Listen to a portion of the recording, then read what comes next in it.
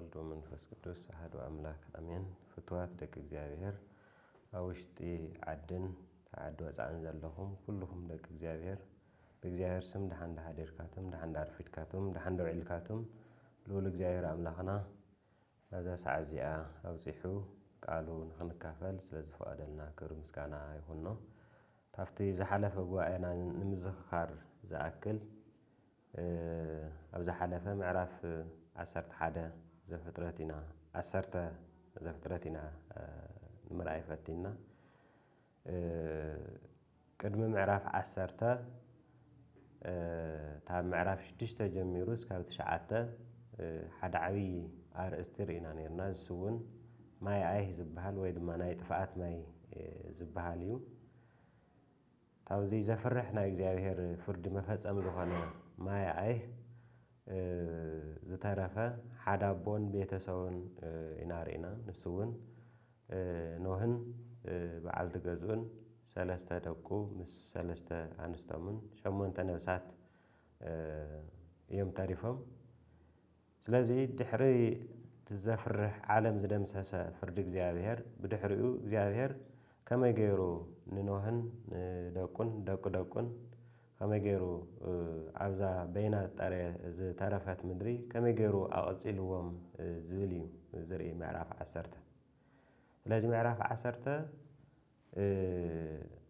ቅድሚ ምዕራፍ 10 ምዕራፍ 9 መወዳእታ ከባቢ ናይ ኖህ መወዳእታ እዩ ዝነግረና። ኖህ ድሕሪ ማይ ኣይህ ዝነበሮ ቅድሚ ማይ ኣይህ ዝነበሮ ዕድመ ሙሉእ ዕድመን ድሕሪ ማይ ኣይህ ዝነበሮ ዕድመን ደሚሩ 950 ዓመት ነበረ ሞተ ይብለና። ብድሕሪዚ ምዕራፍ 10 ንምንታይ እዩ ዘቕፅለና? ናፍቶም 3 ደቁ ዝወለድዎም ደቆምን ደቆምን ይወስደና። ናይ ኖህ ውላዳት ኩላህና ከም ንፈልጦም ሴም፣ ካም፣ ያፌት ይበሃሉ። እዚኣቶም ዝወለድዎም ድሕሪ ማይ ኣይህ እዚኣቶም ዝወለድዎምን እዮም ነታ ምድሪ ከም እንደገና ምዕራፍ 9 ከም እግዚአብሔር ከም ዝባረኾም ብበረከት ብዙሑ ተባዝሑ ንምድሪ ዳግም ምልእዋ ከም ዝበሎ ነታ ምድሪ በቲ ኣምላካዊ በረከት ከም እንደገና ይመልእዋ ጥራያ ከይትተርፍ ከም እንደገና ነታ ምድሪ በቲ ኣምላካዊ በረከት ይመልእዋ። ስለዚ ነቢይ ሙሴ ሴም፣ ካም፣ ያፌት ዝወለድዎም ናይ መጀመርያ ውላዳት ቁፅሮም ክንደይ ከም ዝኾኑ ደቆምን ደቆምን ክንደይ ከም ዝኾኑ ዝሓለፈ ንምርኣይ ፈቲና ኢና። ስለዚ እዚኣቶም ደቂ ሴም፣ ካም፣ ያፌት ዝወለድዎም እዚኣቶም ብቁፅሮም ኣቐሚጥናዮም ኢና። ጠቕላላ እዚኣቶም ተደሚሮም ተቐሚጦም ኣለዉ ማለት እዩ። ስለዚ እዚኣቶም ንፈለማ እዋን ኣበይ ኣብቲ ነቢይ ሙሴ ዝፈልጦ ጂኦግራፊ ወይ ድማ መልክዓ ምድሪ ኣበይ ሰፊሮም ከም ዝነበሩ ካብ መጀመርያ ጀሚሩ እስካብቲ ሙሴ ዝነበረሉ ዘመን ዝፍለጡ ዋላ እስካብ ሕዚ መሰረታዊ ዘለና ፍልጠት ካብዚ ሙሴ ዝበለና እዩ ዝብገስ። ኣብዚ ሕዚ ኣብ ዓለም ዘለው ዓድታት ህዝብታት መበገሲኦም ታፍቲ ሙሴ ዝበሎ ከም ዝኾነ እቲ ዝነበርዎ ጂኦግራፊ እቲ ዝነበሮም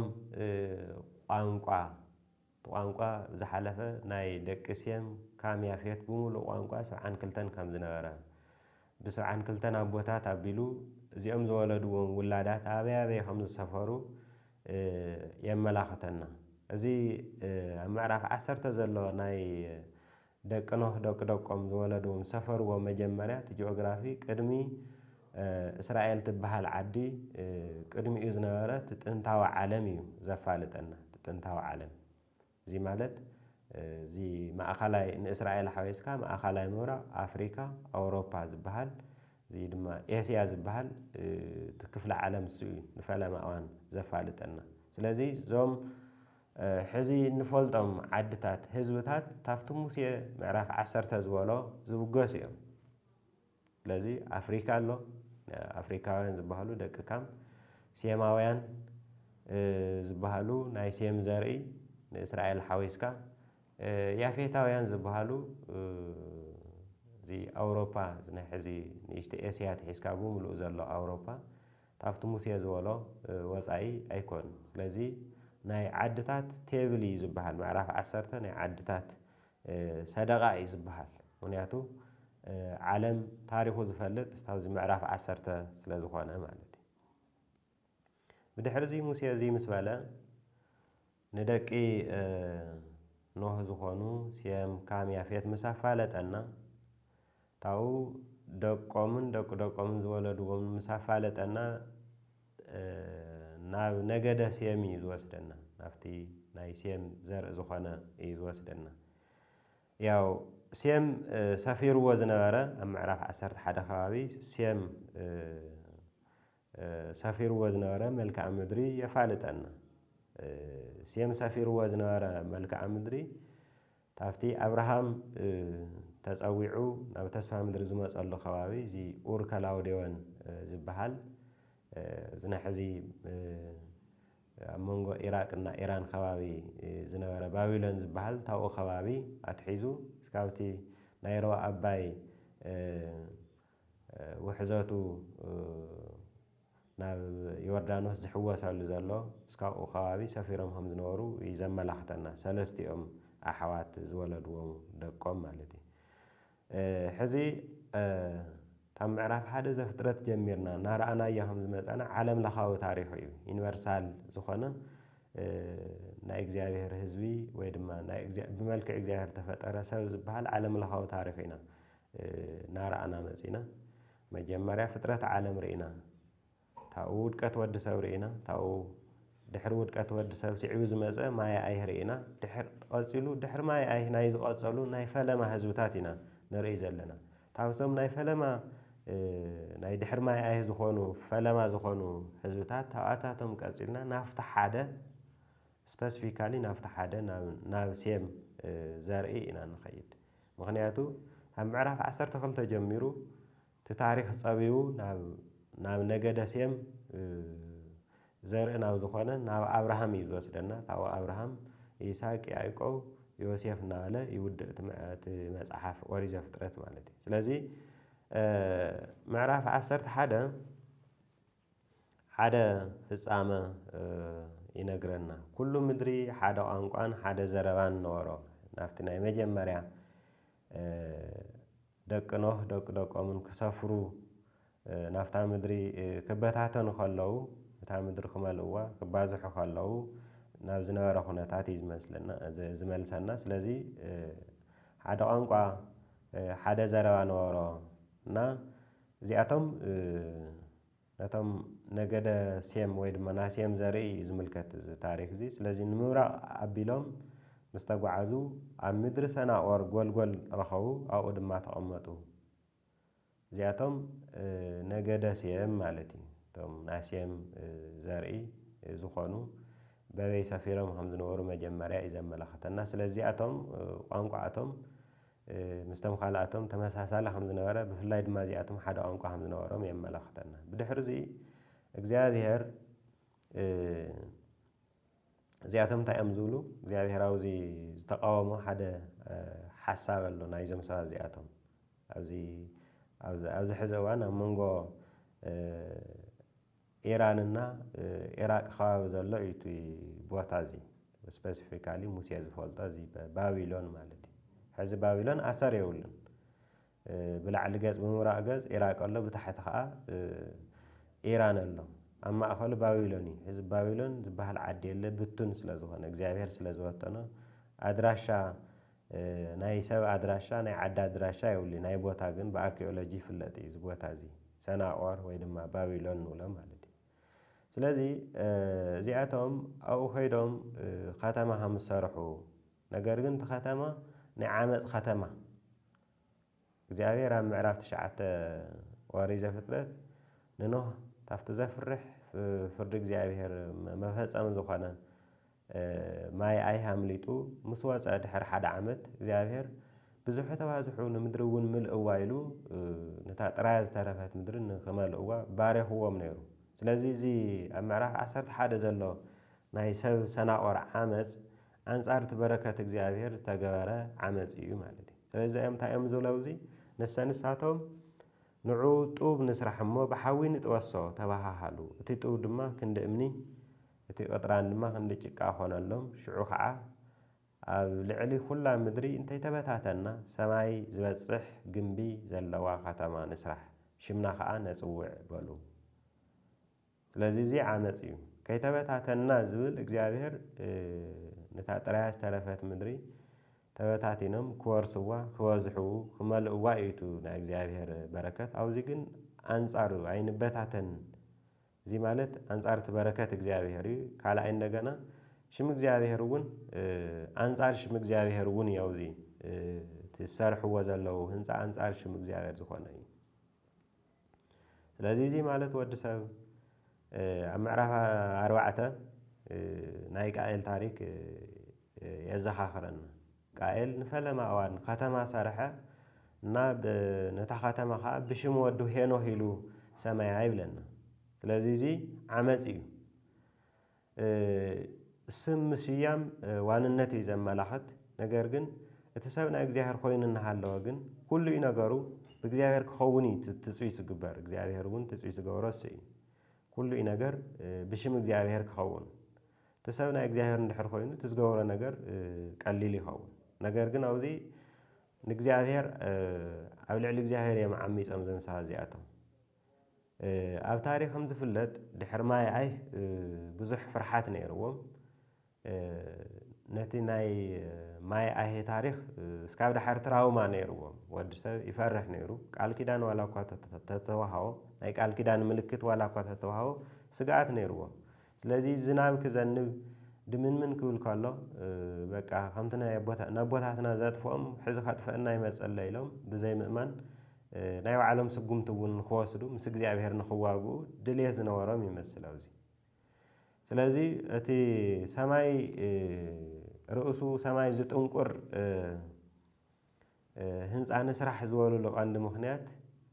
ነቲ ነቦታትና ብማይ ኣይ ዘጥፍእ እግዚአብሔር ናብ ሰማይ ከይድና ክንዋግኦ ኢና ዝብል ዓይነት ምናልባት ተራእዩ ዘይፈልጥ ዓመጽ እዩ ኣብዚ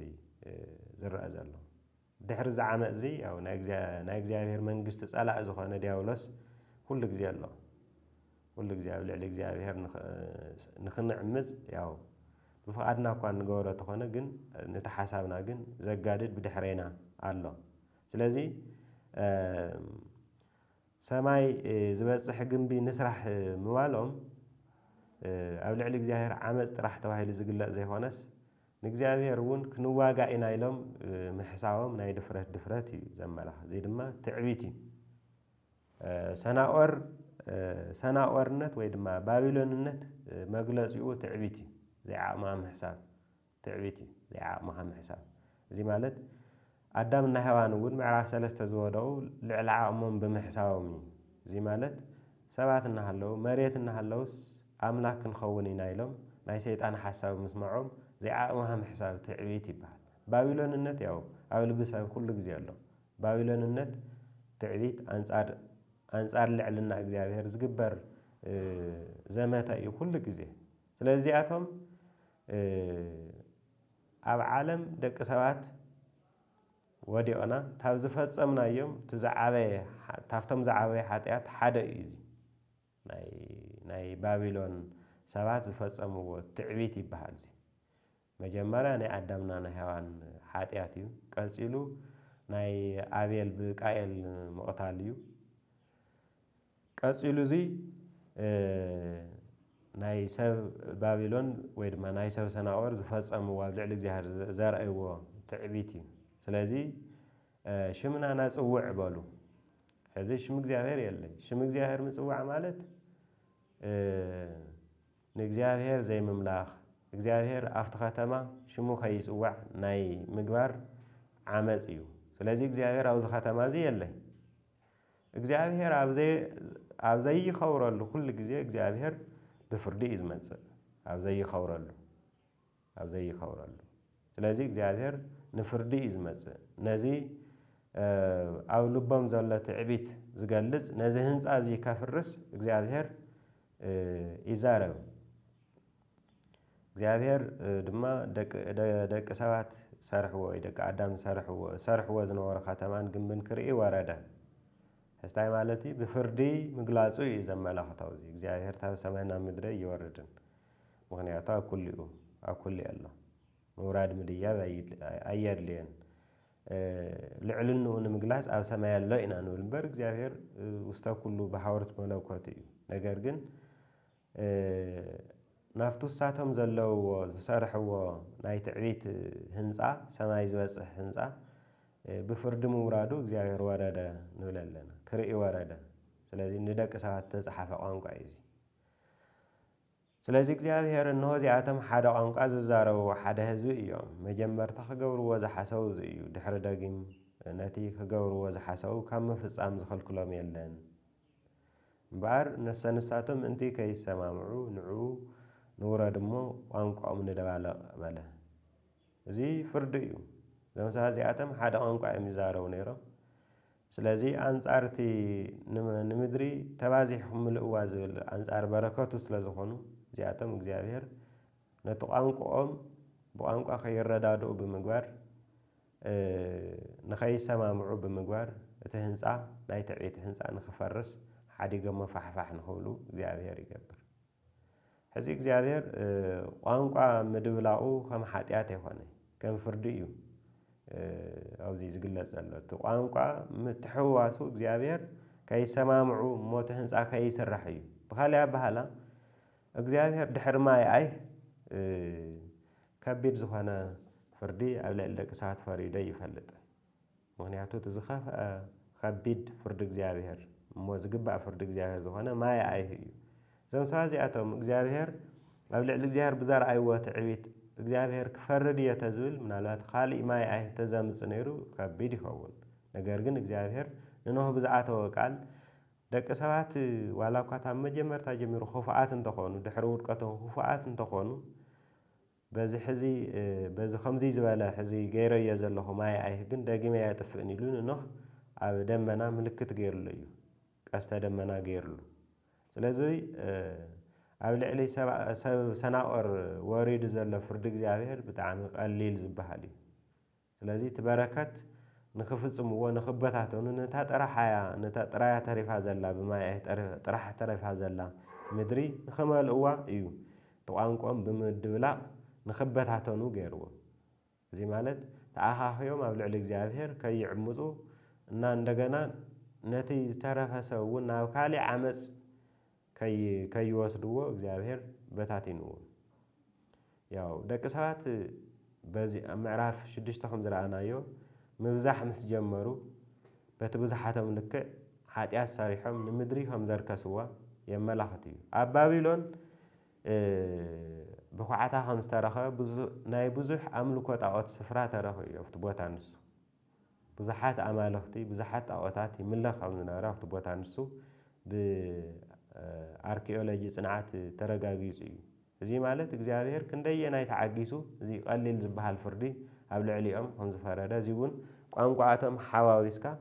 ተህንፃ ከይስራሕ ከበታተኑ ምግባር እዩ ስለዚ ቋንቋቶም ብምድብላቕ ኣብ ልዕሊኦም ፈረደ ስለዚ እቲ ናይ ትዕቢት ህንፀኦም ብኣካል ይኹን ካብ ልቦም ኣፍረሶ እግዚአብሔር ንኸይዕበዩ ማለት እዩ ምክንያቱ ተኣኻኽዮም በዚ መንገዲ እዚ ተቐፂሎም ካሊእ ዘፍርሕ ፍርዲ እግዚአብሔር ከስዕብ ይኽእል ነይሩ እዩ ምናልባት እቶም ናይ ሰብኣትካ ታሪክ ክንርኢ ከለና እውን ካብዚ ዝበኣሰ ወይ ምን ተመሳሳሊ ሓጢኣት እዩ ነይሩ ከምቶም ባቢሎናውያን ወይ ድማ ሰብ ሰናቆር ይገብርዎ ዝነበሩ ስለዚ እግዚአብሔር ካብኡ ናብ ኩላ ምድሪ ፋሕ ኣበሎም ምህናፅ እታ ከተማ ድማ ኣቋረፁ ይብል ቋንቋቶም ከይሰማምዑ ከይደማመፁ ብምግባር ንኽፈላለዩ ብምግባር እታ ከተማ እውን ናይ ምፍልላይ ከተማ ናይ ምብትታን ከተማ ተባሂላ እስካብ ሕዚ ንኽትፍለጥ ሽማ ተቐየረ እስካብ ሕዚ ባቢሎን እዩ ዝበሃል ምክንያቱ ናይ እግዚአብሔር ናይ ፍርዲ ማህተም ዓሪፍዋ እዩ ትበተን ትፈላለ ዝብል ናይ ፍርዲ ማህተም ሃቲሙላ ስለ ዝኾነ እታ ከተማ እስካብ ሕዚ ባቢሎን እያ ትበሃል ብኣርኪኦሎጂ ባቢሎን ዝበሃል ከተማ ተረኺቡ እዩ ከባቢ ኣብ መንጎ ኢራቅና ኢራን ከባቢ ዝርከብ እዩ እቲ ቦታ ስለዚ እግዚአብሔር ፋሕ ኣበሎም ስለዚ እቲ ትዕቢት ናይ ትዕቢት ህንፃ ታብ ልብን ፊዚካል ታብ ምድርን ፈረሰ ስለዚ ኣቋሪፆም ተበታተኑ بزي خلتا منجدي خلتا فردي ويد ما خلتا منجد تاتينا نري أو زي إجابير استخاخله حدا تتعبيت تاول بمفريسوه كأصيل خا نتي ترايا زنورت نافتا مدري فاحلهم نخباز حمو نتا مدري نتا ترايا زترفت مدري نخمل هو تعلامو نخفصم يجابير لذي إجابير تام مجمريا تاور كتنا جميرو نوريو خمزة لنا خفاءات الناقصعة نتي خوخون زلو حساو نجنا بزي منهم خلقالي نافع سمينا نوريو زلنا ودسب كم دلايو سكاوستو السنة نجرح جبري خاليو جن كل جزيز في السام جن تزال على ما وزخونة تابع أفك زيادة زواج حساوي أو حساوي زي تايو مدر تراي سلا زخونة سي توازيحهم خبار خاكم توازيحهم ملء عزبلي ساعتهم نمان بلنا يلا ناين بتانن نابز خوانا بوتاون خيدنا ينسفرن يميلا لذيك زيابير تقالو استفاد أما مساوز ينبر دحارة يوهانس لتزوالا نجار يجبر زيابير بزي منهم خلق عليه بقليل نجار وانقعتهم بمدبلا تسرح نخاف عرضو كيروهم من الوقتون أو العلة تعويتهم زي خالي مع التزامن سنيرو أسرهم كتافو نيرهم كينك زيابير لأنه بزعاتو قال مسارات بزي حزسي دمساساي بزخوانا مغسفتي نزام درزي أي وقعان أي زوها بزح تبازح يلو إيو نوه مالتي زياتهم تافتهم دقنوه ناي سيمزر يوم زياتهم زوقع لهم زلو سلازيك زيابير قوانقوا خلا مدري سلاز دوالغا تاخاتما بابيلون زروت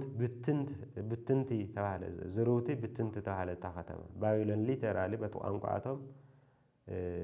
بتنتي زروتي مالتي زي እንደገና مستي نايزم دك سيم زياتهم قانقع مدبلا مسو تتححزي ስለዚህ ካብ አኻ እግዚአብሔር ናብ ኩላ ምድሪ በተኖም ናብ ኩላ ምድሪ በተኖም ስለዚህ እግዚአብሔር መጀመሪያ ዝገበረ ነገር ቋንቋቶም በመደብላ ናብ ኩላ ምድሪ ንኽብተኖም ነታ ምድሪ ንኽመልእዋ እዩ ናይ እግዚአብሔር ሐሳብ ሰናይ እዩ ሁሉ ጊዜ ናህና ዳ ናይ ደቂ ሰባት ግን አንጻር ተሐሳቡ እዩ ስለዚህ ብዙሕ ተባዝሕ የለን ኣይንባዝሐን ክንውሕድ ኢና ሓደ ኩርት ኢልና ክንእከብ ኢና ዝብል እዩ ስለዚህ እግዚአብሔር ብግዲ ተቃሉ ብግዲ ይፍጸም እንተፈቲና ተጠቀምቲ ኢና እምብልና እንተኢልና ግን እቲ ናይ እግዚአብሔር ሓሳብ ዝዓጽፎ ዝዓግቶ ዋላ ሓደ ሓይሊ የለን ስለዚህ እቲ እግዚአብሔር ዝበሎ ይኸውን እዚ እንታይ ይኸውን ብዙሕ ተባዝሑ ንምድሪ ምልእዋ ዝበሎ ንኖህ ዝተኣተወ ቃል ኪዳን እግዚአብሔር ብግዲ ይፍጽሞ ተበታቲኖም ናፍቲ ሙሴ ዝፈልጦ ዘሎ ሕዚ ጂኦግራፊ ፍትሽዕዋን ጂኦግራፊ ናብ መላእ ዓለም ይብተኑ እዚ ማለት ናይ መጀመርያ ናይ ሴም ናይ ካም ናይ ያፌት ዘርኢ ኣብዚ ሕዚ ንእስራኤል ማእኸል ጌርና ንሪኦ ዘለና ጂኦግራፊ ኣብኡ ኣብ ዝርከብ ከባቢ ከም ዝተበተኑ የመላኽት ማለት እዩ የመላኽት እዚ እስካብ ቁፅሪ ታብ ምዕራፍ 11 እስካብ ቁፅሪ 9 ኢና ርኢናዮ ወዲ ሰብ ታብ ዝሰርሖም ዓበይቲ ሓጢኣታት እቲ ትዕቢት ኮይኑ እዚ ድማ ብህንፃ ሰናኦር ዝተገለጸ መቕፃዕቱ ከዓ ቋንቋ ምትሕውዋስን ናብ መላእ ዓለም ምብታንን እዩ ዝኸውን እቲ ምብታን በረከት እግዚአብሔር ዘምጽእ እዩ እቲ ሓሳብ እቲ ትዕቢት ግን ይፈርስ ማለት እዩ ባቢሎንነት ሕዚ እውን አንጻር ሓሳብ እግዚአብሔር ትዕቢት بجلس يكون بسجور أنصار حساب جاهر زخون زلأي سيطان عملتناي سيطان منجستي حزبون بزيز جلازي ولا بهن صح جلازي خاليو هنساعات نلعلي واسأله زي ناي ودسه ambitionي ناي ودسه ambitionي لعليا نموالي زرازراجن إجابير كل جزء لعليو زركو يلن زقدمه يلن እግዚአብሔር ባቢሎንነት ንሓንሳብን መወዳእታ ናብ መወዳእታ ከውቅዕ እዩ እዚ ሉዓላዊ ዝኾነ እግዚአብሔር እዩ ታብ ቁፅሪ 10 ምዕራፍ 11 ቁፅሪ 10 ጀሚሩ ከዓ እስካብ ምዕራፍ 50 ዘሎ ከዓ ናብ ሓደ ዘርኢ ዘዝንበለ ታሪክ ኢና ንረክብ እዚ እውን ናብ ናይ አብርሃም ታሪክ የእትወና ማለት እዩ ቅድሚ አብርሃም ግን ናይ አብርሃም ወለዶ ታበይ ምዃኑ የመላኽት እዚኦም ሕዚ ነገደ ሴም ወይ ድማ ትውልደ ሴም እዩ ዝብለና ዘሎ ግን ትውልደ ሴም ካብቶም ካብ ባቢሎን ዝተወተኑ እዚኣቶም ሓደ ዘርኢ እዮም ኣብ ሓደ ዝነበሩ ስለዚ ብጂኦግራፊ ብታሪክ ካብቲ አብርሃም ዝተወገሰሉ ካብ ኡር ከላውዴዎን እዩ ዘብግሰና ትውልደ ሴም ብኡ ከባቢ ብበዝሒ ሰፊሮም ተበቲኖም ከም ዝነበሩ የመላኽት ስለዚ እንታይ እዩ ዝብል ትውልዲ ሴም ከምዚ እዩ ይብል ድሕሪ 2 ዓመት ጥፍኣት ማይ ሴም ወዲ 100 ዓመት ምስ ኮነ ንአርፋክስድ ወለደ እዩ ዝብለና ኣብዚ ካብ ሴም ጀሚሩ እስካብ ታራ እዩ ዝወስደና ካብ አብርሃም ጀሚሩ እስካብ ዮሴፍ ከዓ ይወስደና ቀፂሉ ማለት እዩ ስለዚ ኣብዚ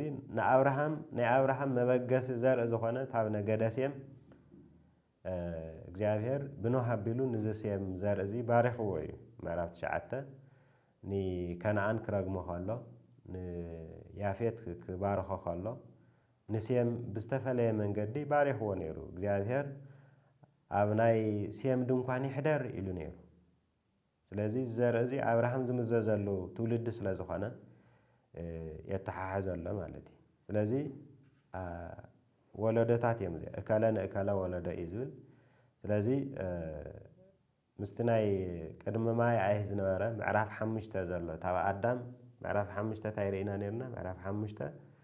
ታብ አዳም እስካብ ኖህ ዘሎ ሓረገ ትውልዲ ርኢና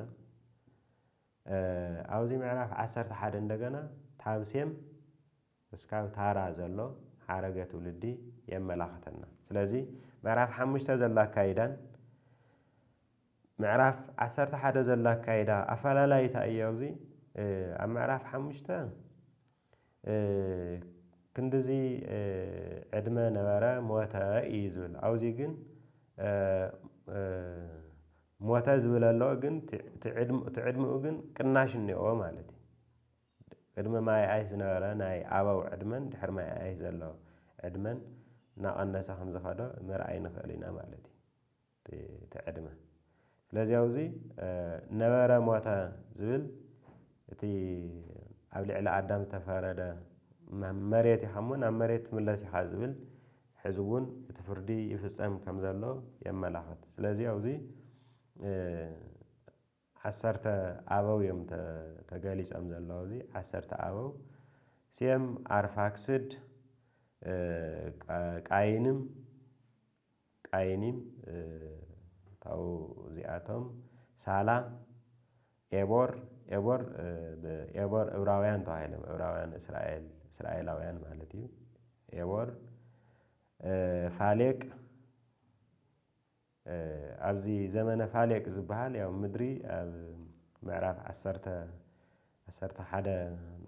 ሓደ ቁፅሪ ጀሚሩ እስካብ 9 ዘሎ ታሪክ ዝተፈፀመ ኣብ ዘመነ ፋሌቅ እዩ ንኡ ፋሌቅ ማለት ክፍለት ማለት እዩ ክፍለት እታ ምድሪ ኣብ ነገደ ካም ሴም ያፌት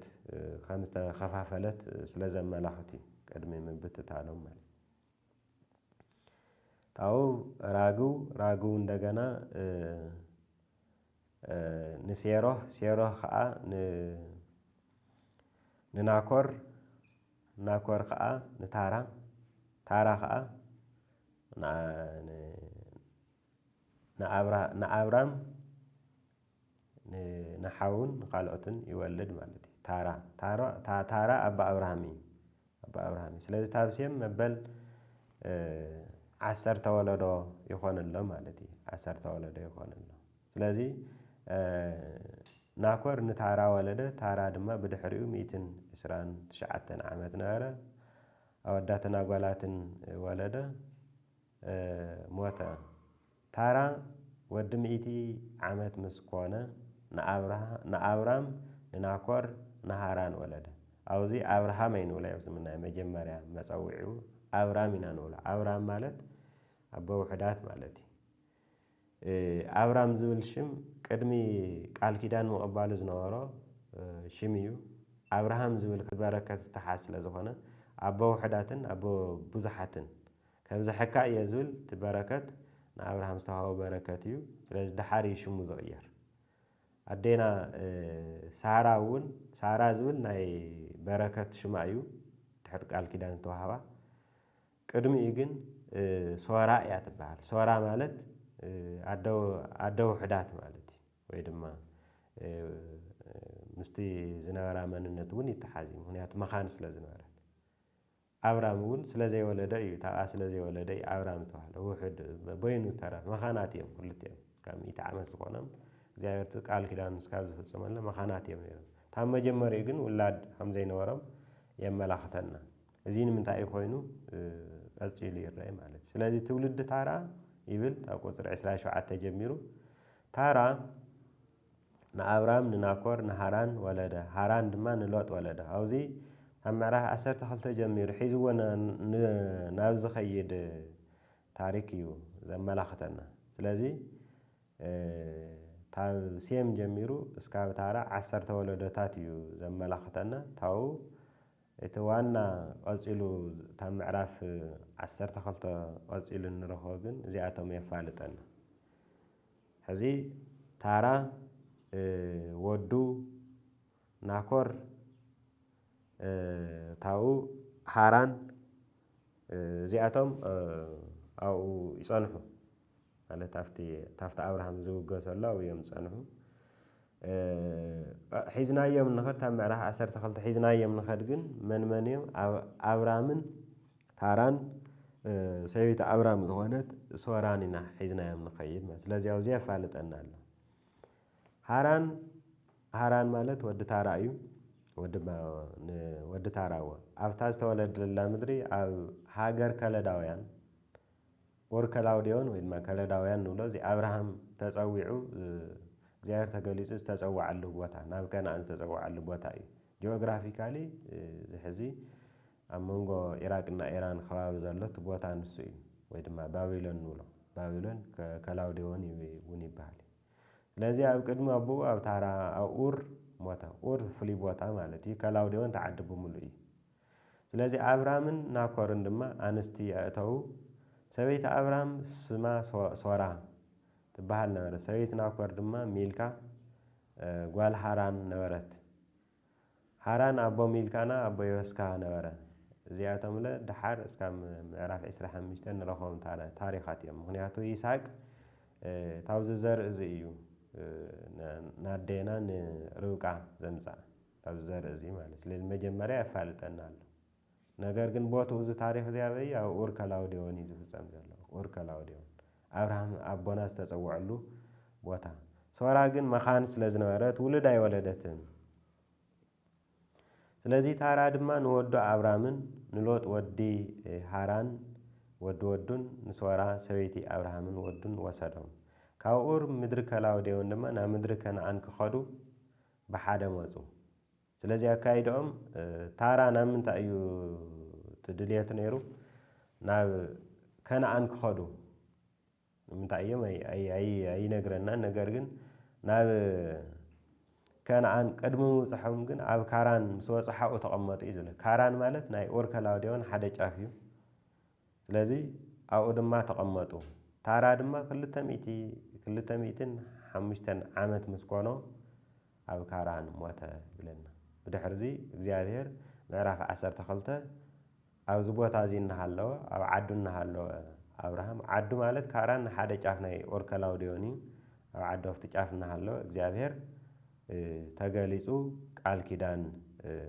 ይኣትወሉ ማለት እዩ ምዕራፍ 12 ጀሚሩ እስካብ 50 ዘሎ ካልኣይ ክፋልቲ ዝነውሐ ናይ ኦሪት ዘፍጥረት እዩ ምዕራፍ 1 እስካብ 11 እንደገና ቀዳማይ ክፋል ዓለም ለኻዊ ታሪክ ዝሓዘ እዩ ካብ ፍጥረት ሰማይን ምድርን ጀሚሩ ብወዲ ሰብ ፅቡቕ ጀሚሩ ብውድቀቱ ጀሚሩ እስካብ ዛው ዝኒአ እዚ ናይ ዓለም ታሪክ ምስተዝናገረ ቀፂሉ ናብቲ ናይ ተስፋ ዘርኢ ንዓለም ክባረኽ ንተተረገመ ዓለም ንክባረኽ ናብ ዝተመደበ ናብ ናይ ኣብርሃም ዘርኢ ይወስደና ማለት እዩ እዚ ካብ ምዕራፍ 10 ጀሚሩ